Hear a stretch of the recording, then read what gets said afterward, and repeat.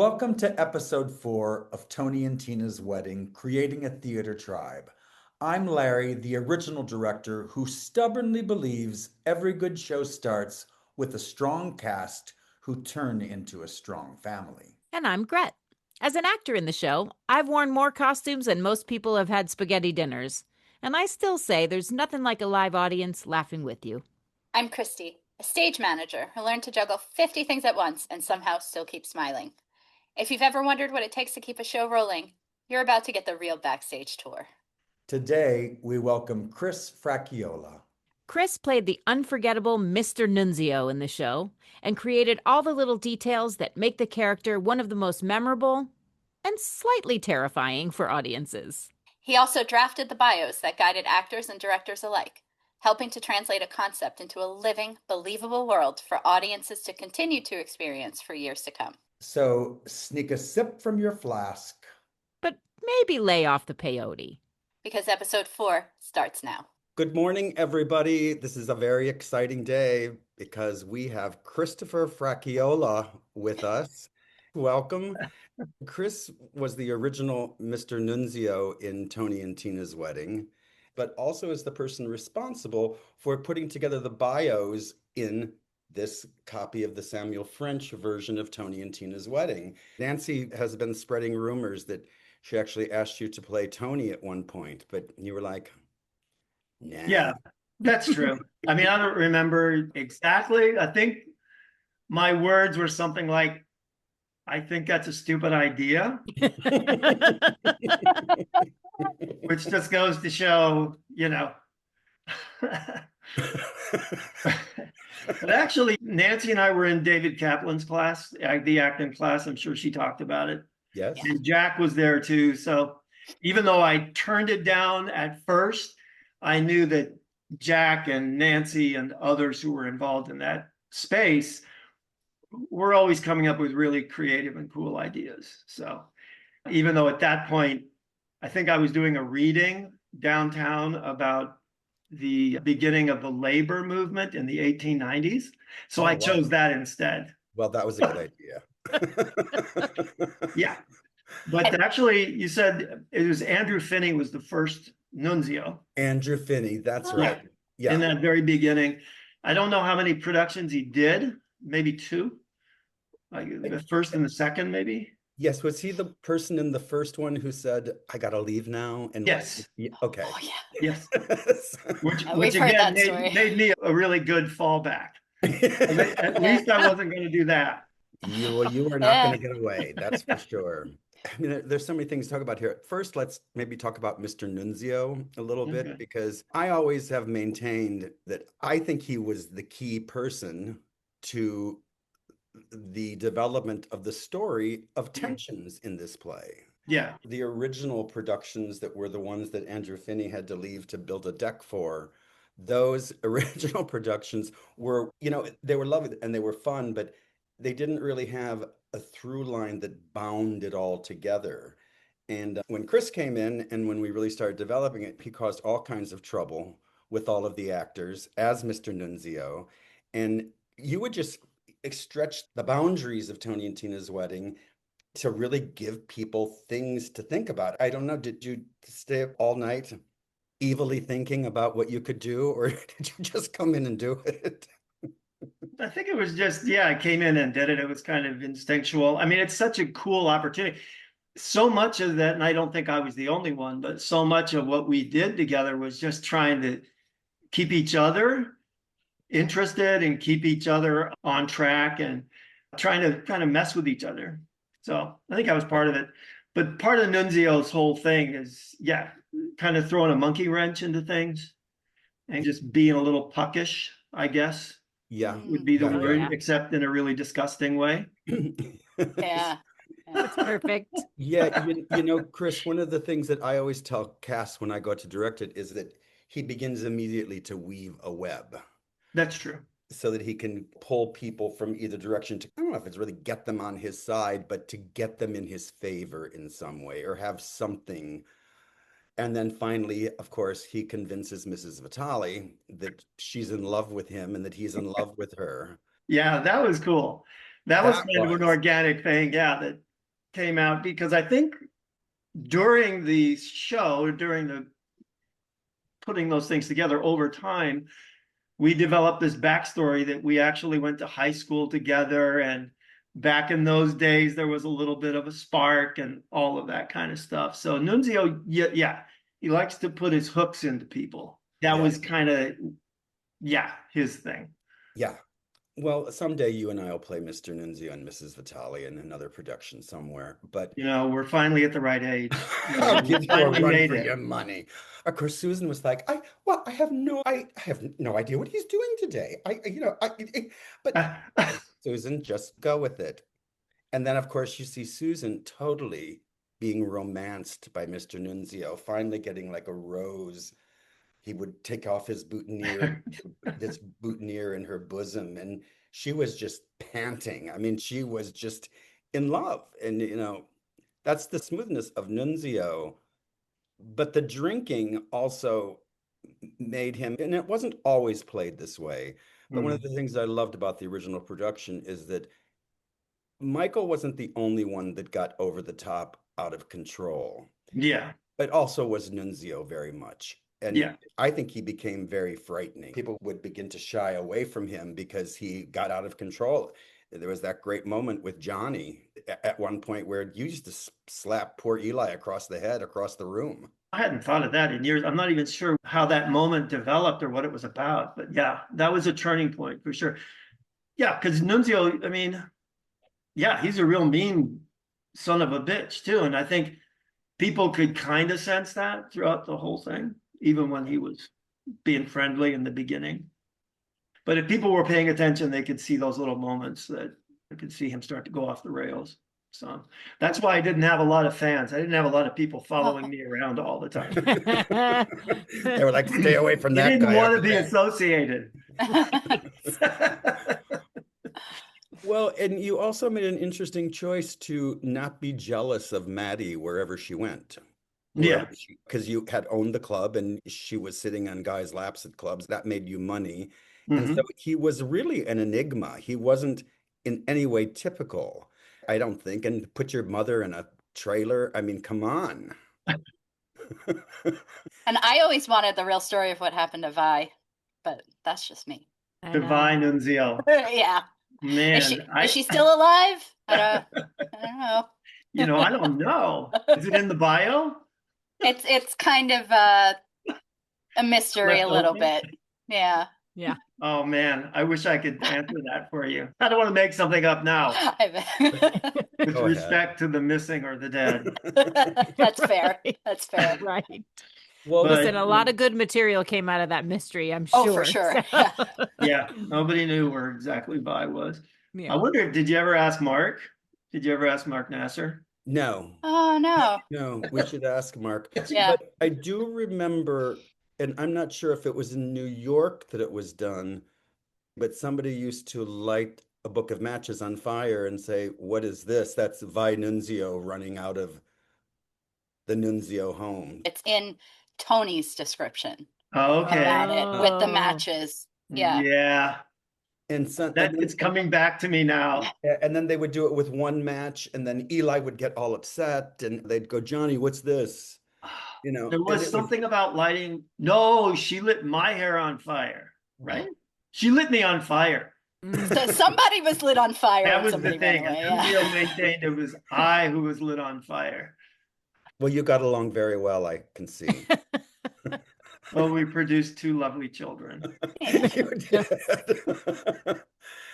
And then, of course, it was really played in that Dominic came to live in that home. Yeah.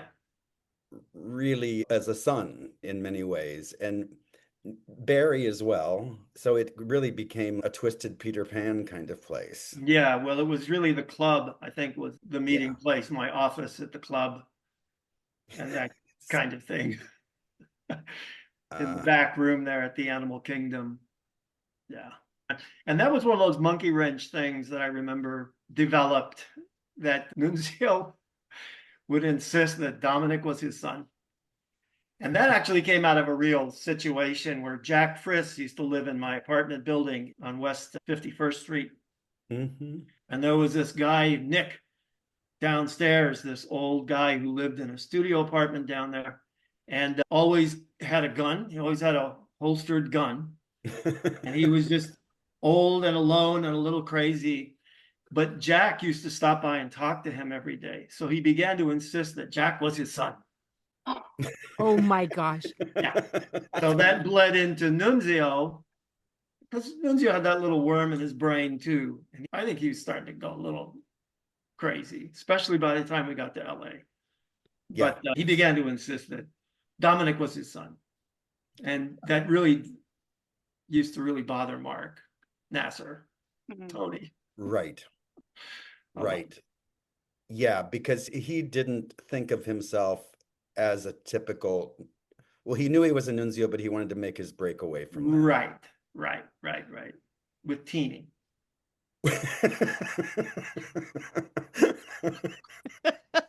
Oh, God. You were the first. That was your line. With Teeny and I don't think I've ever heard that before. That's fantastic. Oh, that was between Nancy and I. We would dance together. Whatever that father-in-law dance. Oh, Teeny. Teeny. You're looking beautiful today. Oh, and she would get so upset that I'd go. Oh, So good. oh, the needling. Oh, yeah. And then But always with plausible deniability. Oh, yeah. Oh, sure. Yeah, of course. but then you also would never call her your daughter-in-law. You'd call her your girlfriend. Yeah. Right. There were these specific things that he would never admit to what was happening. Yeah, that's really true. Yeah, he had his own world, and it was set, and that's the way it was. Didn't matter what anybody else did or how they tried to influence that. Right.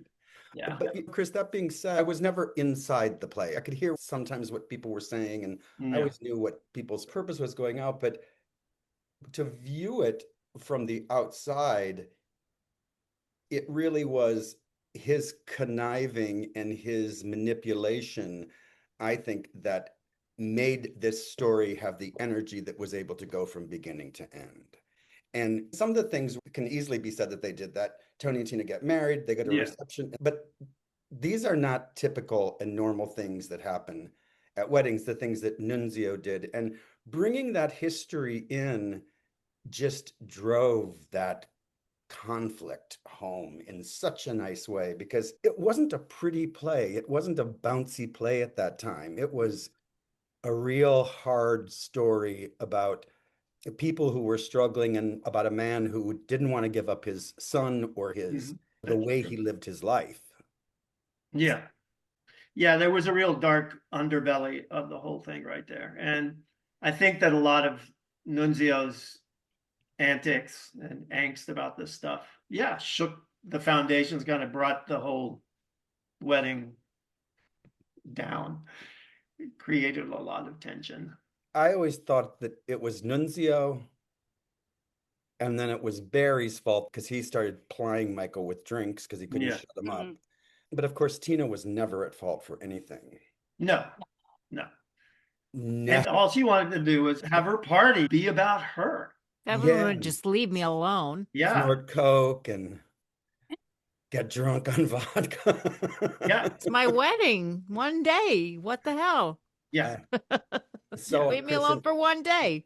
In Las Vegas, we were not allowed to have any drugs whatsoever, which is fine. And then Tina would get drunk. But then as time went on, there was the absence of alcohol.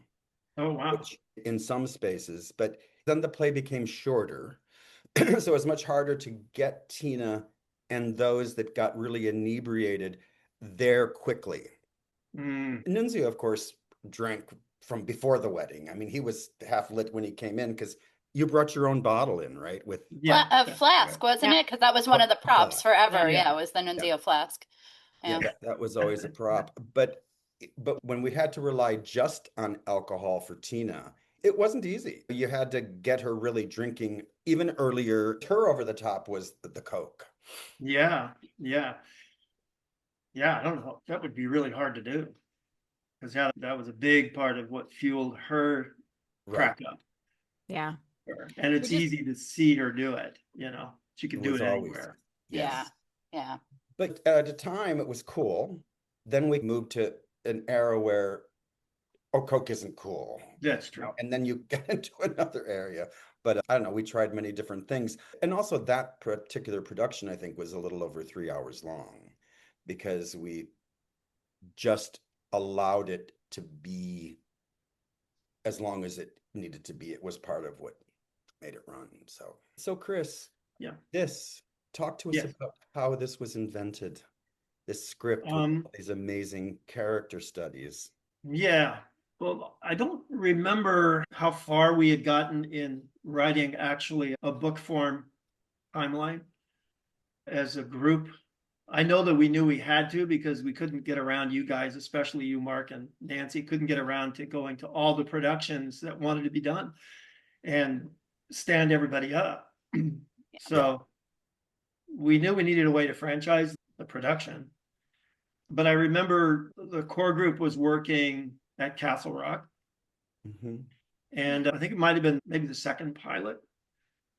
And we were working in teams. It was you and Nancy and Jack and Mark, and then James and I. And Yes. James and I, our sort of vision was a little bit outside where I forget who the showrunner was at the time, but I know that we were asked to sort of go on vacation for a little while. Maybe it was Fred Barron. We took a good stab at it, but then why don't you guys just take some time off? So that's when it actually happened, because James and I were sort of taking a hiatus. Right. And we started writing those and just trying to get that book together. Yeah, well, the seed of those existed, but it was really just a seed. I mean, I know that I would go out and I would share what my opinion was about that, but I didn't have any of these. I had a timeline to take. Yeah. I had no bios to take.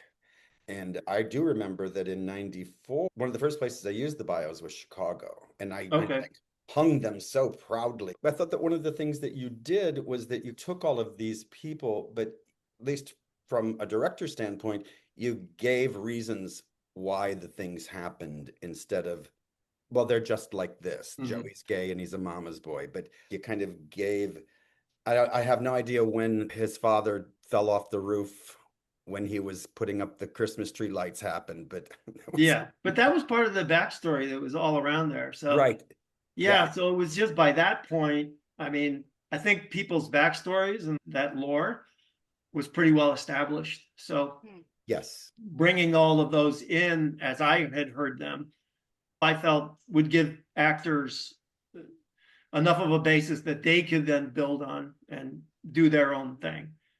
Find their own way to express it, I suppose. But just to give the seeds, maybe. Yeah. But I've also loved so much how they're narrative stories. They're not like, Tony is this, he grew up here. It starts with and it pulls you right into the world already. It's such a cool concept, the way they were written. I'm so glad you said that. That was on the tip of my tongue, that you read them and they're not bullet points. They're not like, memorize this, or it's not dictated to you. It's just told to you, and it's so inspiring to then tell that to someone else. When you've consumed it that way, that's the way you want to present it. So I've never seen anything like that before in a script. Yeah, exactly. And it was so exciting to read them. Yeah. Well, character descriptions don't typically have the story in them. They talk about the character. And that's one of the things that's really nice about this, is that you understand what the story of the play is by the time you finish reading all the bios. Yeah. And again, that's an outgrowth of the way we worked, isn't it? Right. I mean, that's kind of the way the whole thing developed, was over time, all this backstory would come out. People would make stuff up months into it, I think. Yeah. Nobody came in with a whole set of parameters already established. Everybody was making it up as they went.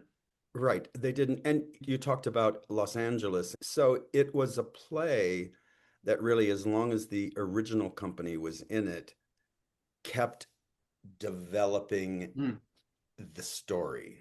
That's true. And it really was after Los Angeles. because then we were in Castle Rock, but it was after Los Angeles closed that it was like, okay, that's it. And that was a very long developmental process. It didn't seem long because we were just doing it every day, but it certainly gave the time to test things out, Mr. Nunzio. I mean, you're talking about around a 4-year period then, right? Oh, easy. Yeah, because I think, didn't Nancy and Mark Campbell say it was 1985? Yeah, I think was the VFW, right? The first one. So then, and LA was what, 89-ish, right? 90? LA was 89. Yeah. So yeah, about a 4 or 5 year period of still before locking in. We were doing those shows, but we were also as a group doing the other productions too, the Mickey shows and all of that. Right. Yeah, there was a backlog of.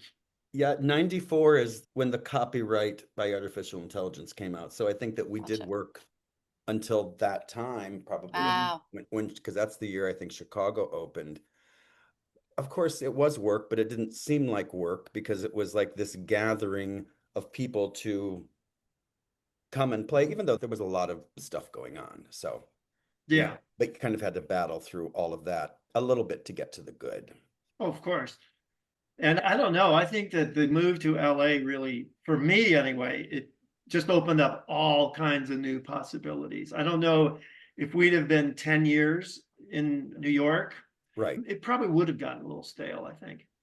I think the whole LA thing just opened up a whole new world. Yeah, not only just in the story and placing them in LA, of course, and having Mrs. Vitale fly there and Mr. living there, but also the size of the space. Sure. The fact that we could have a car when they were driving up or leaving, whichever that was, because the play doesn't have to change to just adapt to the exact moment. It is the one thing I see a lot of different immersive shows and different things, but it's the only show that takes place right in this moment that we live right now. Yeah, that's true. Can take place in the past, take place in the future. So if the Super Bowl was won by a team that everybody loved, we celebrated or called that out that day in the show, as you all know, which I thought was fascinating. But yeah, that's where the line really begins to blur, and you can do that with a wedding. Because I mean, the brilliance of Nancy's conception is just that everybody knows what a wedding is going to be like. So you really can put it down in any place at any time.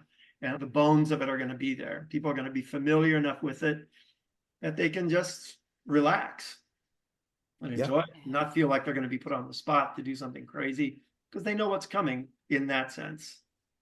Yes, they do. They know what the next beat is going to be. I think that you enjoyed it out there more than you enjoyed New York for some reason, that you had a freedom out there that it gave Nunzio new life. Well, Nunzio. I feel like Nunzio in general would thrive in LA though anyway, right? I feel like you take him out there. I mean, I don't know how much you guys know of that. Oh, I guess you wouldn't know. But yeah, when he came out here, he really did start to go a little crazy, I think. He was doing a lot of peyote and stuff. He was living out, the animal kingdom was in Azusa. And he was an honorary Indian. Oh my gosh. Oh my gosh. I do not know that story. Right? I have no idea of this. He made an honorary Indian because he had these Indian friends and they would do peyote up in the mountains of Azusa. Oh my gosh. And that's where he got his long, he had a ponytail. Right. I love all of this. Oh my gosh. Because he'd come out to LA before everybody else. So, yeah. Right. Sure. Yeah. So now he had the animal kingdom out in Azusa. Oh, it's so good. He was also a different businessman because Dominic lived back there and ran that club. And then Mr. Nunzio ran, I don't know, he ran the club here. And you brought your mother with you and put her in the trailer here. Of course. Yeah. Gotta take care of Ma. And she loved it. She loved it. She loved it. I think I remember her saying she loved it. I'm pretty sure. And what was her dog's name? Oh gosh, the dog. Oh, I don't know. Do you remember? I can tell you if you're ready. Yes. Poncho. Poncho. Of course. What Chris brought a sense of, I don't know. I don't think that people automatically think about this with Los Angeles, but he brought a sense of the West. Yeah. Sure. Mm. Yeah. Yes. And it could have been, Yeah, you were born in the West, in San Diego, right? Yeah, we have a ranch out in East San Diego County. Yeah. Yeah. Yeah. So yeah, there was a lot of that. And I honestly, as an actor, it was kind of cool to be able to bring all that into it because it was something that a lot of the other actors weren't familiar with. Mm. Oh, it was brand new to them. Sure. Yeah.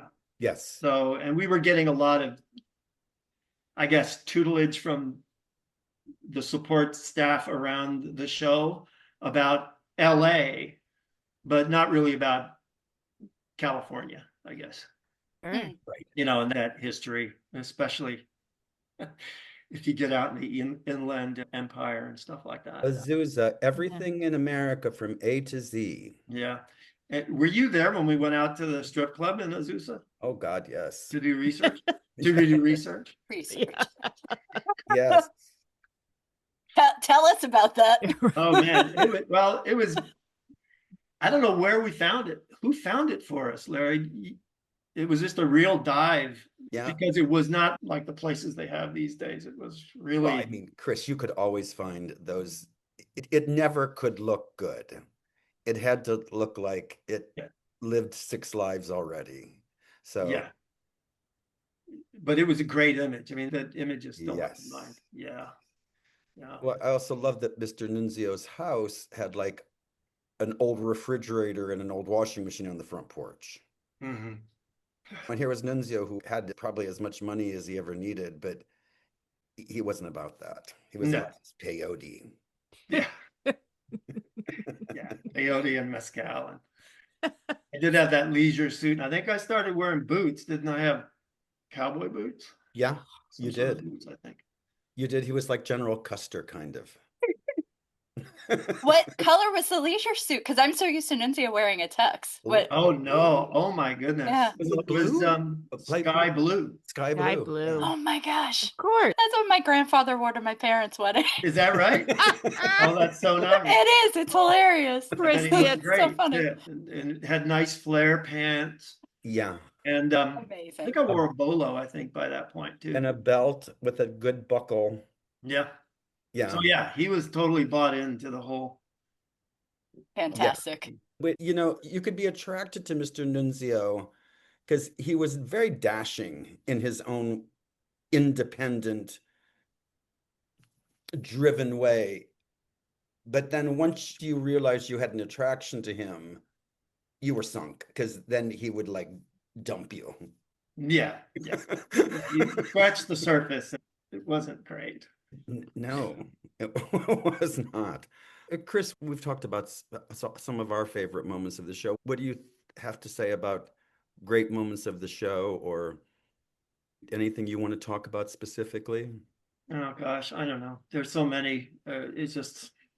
Larry has recently brought up that the dollar dance was something that you had seen before, and I was wondering if you have more context to that, if it was a Mexican tradition, perhaps? You know, I don't. With the pinning? Where did that come from, Larry? That was. Well, I thought that it had been like something that you had seen. Oh, you're right. It was. It was my brother's wedding. Yeah. Yeah. And it was a Mexican tradition. Right. Yeah. So yeah, it was nice. That was brought into it. But I Yeah. mean, there's plenty that was brought into this show by Christopher Fracchiolla, okay? Every bit Dollar of dance was good angst. though because it was so visual, you know. Oh, It yeah. was. The Italian tradition is the busta bag, and you just go put it in the bag, and you'd have to Right. really know that. But the dollar dance is just so. Well, the dollar dance became one of the most difficult parts of the play to direct because it was the alignment of all of the elements of disaster. Mm-hmm. You know, Michael dancing with Tina, passing out on the side, Barry having to remove him, Mr. Nunzio having this fight with Johnny, and there's all this stuff happening. Sister Albert Maria putting the moves on Dominic, and then Donna didn't come into that, but No, she was singing. She was singing, but it always became you had to hit that just right to get that to work in other cities, whereas in New York, it was like I don't want to say the climax really, but it was that moment, because I think that it was right after that Tina got slapped by Uncle Louie, right? So it doesn't You're right, because she's over there taking the dollar bills off. The dollar dance ends, and then we got one more surprise. They did their dance, and then yeah, I mean, I always thought that from the dollar dance to the end was like a rocket ship. It was just You're so right. I hadn't thought about that for a long time, but it was such a visual moment, such a focal point moment. And since all the characters were pretty much involved, through Tina's reaction, you could see where she was standing with everybody at that moment. Yes. Like, I know that Nunzio always found a particular place to pin that dollar that really Teeny did not appreciate. No, she did not. Right. So it's all of that. I think anybody who was watching at that moment, one of those big catalyst moments where you could see where everybody stood, and then it would all start to fall into place what happened next. And I think that you would kind of grab her and try to dance fast with her, but you put your hand on her butt and Mrs. Vitale would separate you or something. That kind of grew. And he was still laughing at that point. Like, oh yeah. And at least from my point of view, one of the beauties of that is it's not just that Josie was protecting Tina, she was jealous. She was yes. You know. Right. So right. Just it gets deep. Oh yeah. Well, I always give the direction that when Mrs. Vitale does the introduction to the dollar dance, that she's not talking to Tony, but she's actually talking to you, because you used to line yourself up. Yeah. But then Chris would line himself just up to the side and kind of wave at her back there. Oh my gosh. Yeah. That was part of that, reeling her in at that point for sure. Yeah.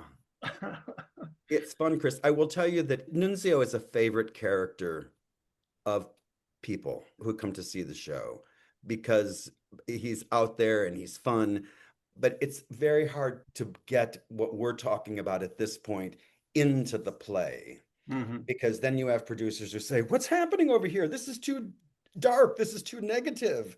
You're going to scare the audience. Like, no, this is what happened. So some of that was tamed down, because that final photograph that was taken of pulling them together, there was kind of a pain in that final photo that is still there today, but not in the same way. So yeah, it's tricky with the darkness, because it just depends. You don't want to overdo it or do it in such a way that there isn't that other sleazy charm kind of thing. Right. Yeah, you can just pull it all down or make it too too painful, I guess. Yeah, because it isn't pretty. I mean, if you really think about what's going on. No, the play was not a pretty play from a certain point on. It just, it was like trying to swim and catch up to itself, but kept drowning. So yeah, and anything about Nunzio, if you really seriously think about it, is really bad. Right. Like, right. And Madeline too. You know, you had a lot of Madelines. Yeah. Began with Jenny Moreau, probably. Yeah. And then Leela was great. Yeah, Leela had that similar quality. She had the bottom to it. Yeah. She really did. She wasn't afraid of the guys, and she was just out there playing it, and there was a freshness about her that was really wonderful. Yeah, there was, but there was also an acknowledgement that she knew she was in kind of a really dangerous situation with this guy, I think. Yes. Yes. And she played that sometimes. Yeah, but she came to his aid at the very end. Well, she pulled him off Mrs. Vitale, so yeah. Somebody had to. He was trying to choke her to death. I mean, it's such a sweet play. The mother of the groom and the mother of the bride have their hands around each other's throats at the last moment, trying to kill each other. It was just, it's a beauty. It's gorgeous. Beautiful little bow on top at the end, right? But I mean, I guess that's why people would come back more than once, because for a while there, and even to us, you never knew exactly what was going to happen. Right. It was always kind of a surprise. Right. And of course, the audience was different. The day of the week, it was a different show because people were more loose on the weekends. I always thought matinees were not good, but Matinees are tough. matinees were tough for this show because people, the alcohol helped this play, sometimes, of course, hurt this play because people got too drunk, but it really helped lighten people up so that they wanted to get involved a little bit more because we were sometimes, I think, maybe the first people to really include the audience in this way. And it was nice. That was a good part of it. I never drank during the show. You never drank? Not during the show. At all, if I remember. Yes, I drank Manhattans at the opening night party. I drank like 11 of them, and I was underneath the stairs. Oh, was that you? I was underneath the stairs at Gus's. And Juan's like, "You've got to get up." And I remember Jack first saying, he's drunk. And I was like, we're open. And then, I don't know. But tomorrow we have another performance. And I'm going to. Oh, I love that. Yeah, no, I don't drink anymore. I drink a glass of wine. Oh, do you? Yeah, that's That's it. where you're at now. Yeah, maybe. Maybe. Maybe if your arm is twisted. On a good night. Only. I have a quick yes, question. Yes, please. I know the Olders had the whole bunch of latex and stuff. Did you have some of that too? Or what was your makeup situation like? Or how did you play older, really? No, it was all of that. I don't know how long it would take. But yeah, it was latex with the blow dryer. So you were in that situation too? Okay. Yeah, totally in that situation. Right. Yeah. Gotcha. Yeah, which was fine. I don't know how much it fooled people, but I think when it was dark enough, it looked okay. That's great. We got better at it. We got really actually pretty good at it. That was the great thing about the space in New York is that it was darker. Yeah. Of course, the church always had the light, but in LA, it was hard to ever make that space dark. Yeah. So, it was just a big open space with lots of lights. And yeah, but that was work for you. Wow. It was tough on the face, I'll tell you that. Yeah, I'm sure. Times a week. Was it 7 times? 8 times? How many times did we do the show? No, full-time set, probably 8. Yeah. Wow. We were doing it for a while. A lot of latex, man. But I don't know. I think that one time, or maybe this is something you did, but did you like make a mistake one time? Then there was a scar on his face, or there was, I forget, something interesting happened. Yeah. And we. And then I think I kept doing it. And it kept getting bigger and bigger. Something like that. Oh my gosh. And I probably got a note from you at some point saying, you got to tone the whatever it was. Pull the scar or boil or something. What was the backstory? Yes, I think it was a boil. It probably just happened, and I was like, oh, it was a. You try that. But at some time it was like so big that if it popped on the audience, it would have, killed them all. So. But that's what you can do when you can just change things around every night, right? Push things a little bit. Yeah. But we always stayed within bounds. Yes, absolutely. Yeah. Absolutely. But they were just great times and boundless creativity. It was great. Yeah. It was really, really terrific. Did I tell you? You know he married Nancy, right? Yes, we do know that. Yeah. We know the end of that story, yes. Yeah. Yeah. Did the two of you drive to LA together when it moved to LA? We've heard a little bit about some of the people in the drive out. Yeah.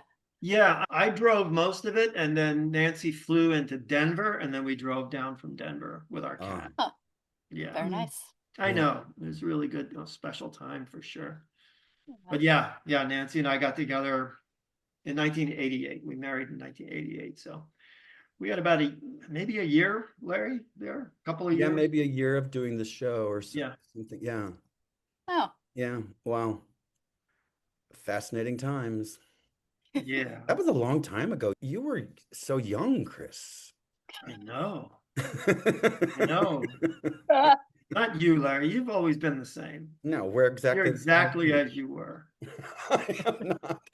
Chris, one of the reasons why we wanted to do this show is because it's an enormous group of people that are part of this extended family in a sense. And I wanted to be able to, of course, first do this because I think that somehow putting this somewhere so that our history and what we did and what we accomplished in some way is there for others to see, including us. When our memory goes, we can be like, Yeah. there's Chris. But for other people to really understand where it came from. And it only came from a place of wanting to create. Yeah. Nobody even thought of that it was going to make us money to live. I mean, we weren't even doing it for that. And I think we're surprised when it did. Oh, yeah. I mean, it was like I always thought of us as the island of misfit toys, kind of. All the guys, gals who couldn't get work. And just deciding that, oh, okay, so we'll do our own thing, led by Nancy. But do you remember when we first got paid, when we got that $25 a show or something like that? Right. What a huge deal that was. Oh, that's amazing. Oh, yeah. Yeah. Oh, man, it was like, oh, we made it. And you're doing something like you're saying, Larry, that's just so unique. And it is such a great way to make intense friendships and have an intense experience. That every night thing of just playing together, it's huge. Yeah. Anyway, Chris, thank you so much for being here. Thank you. Really, really appreciate it. And I'm sure we'll come back and torture you at some time again. Can't wait. Nice to have met both of you. Yes, it's so nice to meet you. I've been wondering for years and years and years about this. So you've there you go. Yeah. Oh, thank you, Chris. Thank you. All right. Thank you. Have a great day. Have a great day. Take care. In this episode's Pictures for the Album segment, we'll be hearing from Kim and Sal Marino. Enjoy. Hey, how are you two? So happy to see Kim and Sal Marino. So, Sal, I know that we cast you as Tony in the Philadelphia production. It was a cold and wintry day in Philadelphia in 1989 of October. Were you living in New Jersey or were you living in New York? I was living in New York. This is actually a story for the ages here. So back in the day, you know, I was young. I was 18 years old, 19 years old. Yeah. And I had just finished a stint at AMDA. I spent a year there and had some behavioral issues and was asked to take off a semester and come back. During that time, I had started bartending in Times Square at like Beefsteak Charlie's, right? Making all kinds of crazy cash and got mixed up in the wrong nightlife. And I started binging on cocaine. And it was probably one of the worst points of my life. So I bought the backstage and I read it and it said, auditions, Tony and Tina's wedding in Philadelphia. But on the bus, on the way to the callback, I said, God, please, if I get this role, I'll never do it again. Yeah. It's my life. I never did it again, Larry.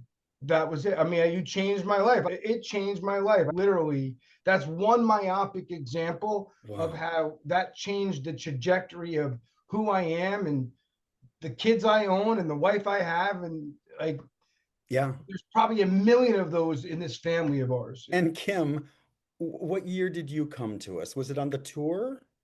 So I auditioned for The Boat. They had like an open call. To New York, or yeah. And then I got to do several days in the New York show. And then you had called us to do some of the ones randomly across the US. We had done a couple together. Right. Oh, that's right. Oh my God, that was one of the weirdest shows ever. Yeah. And then I had done The Boat for like a whole season. And I just remember the joke, you know, thank God we're not seasick, because we'd be out in the Hudson River and the boat was going like this. As I'm walking down the aisle, and it was, I mean, a memory I'll never forget. That was so much fun. So one of the things that we always ask is, in terms of continuing relationships with people that you met today, who do you hang out with from the show? I know Johnny Tamara is always talking about seeing you guys. Mm-hmm. Yeah, he's a very, very dear friend of mine, someone I consider a brother for sure. And obviously, Joe Dow, I've known now for 40 different years. And we actually just went, and he was in town and he performed at a local theater. He did stand up with Mike Marino, the comedian. Yeah. He did wonderful. Right. It was hilarious. I mean, we had such a good time, and we see Johnny very frequently. He's come to see our son in shows, and we've gone in. Vince and I actually just saw him in his little Christmas special. Obviously, my dear beloved Matthew Smith, also a brother. Did you two ever perform the show together? We did a few times, maybe 4 or 5 total. And you were sister? I was always the nun, and I was Dominic. Right, but he wasn't Dominic all the times we were together. Right. Yeah. But we had done it a few times, yeah. Yeah, how was that? I loved it. It was such a surreal experience to be with someone on the outside, and then, you know, both of us were the epitome of professional. So it was sort of like we both were in the zone, we both did the job. And I think that's how I kind of did it, but it was cool to know he was there, like to be in his world. I don't know how you can not love this show. Right. I mean, and every night is unique, and every performance, you never know what's going to happen. And it's not just, I mean, you experience that in live theater, but this is another level because yes, there's scripted moments that happen, but you never know the audience's reaction. You don't know what someone's going to improvise. And if you're in the zone, it's just such a cool opportunity and experience. It's so memorable. I mean, I'll never forget it. Tony and Tina's Wedding, Creating a Theater Tribe is a production of Virtual Arts. If you like this episode, please make sure to like, subscribe, and give us a 5-star rating on Apple Podcasts, Spotify, or wherever you get your podcasts. And join us over on Instagram to see photos and archival materials related to the episodes. Join us next time for our chat with Tony and Tina's Wedding's original producer, Joe Corcoran.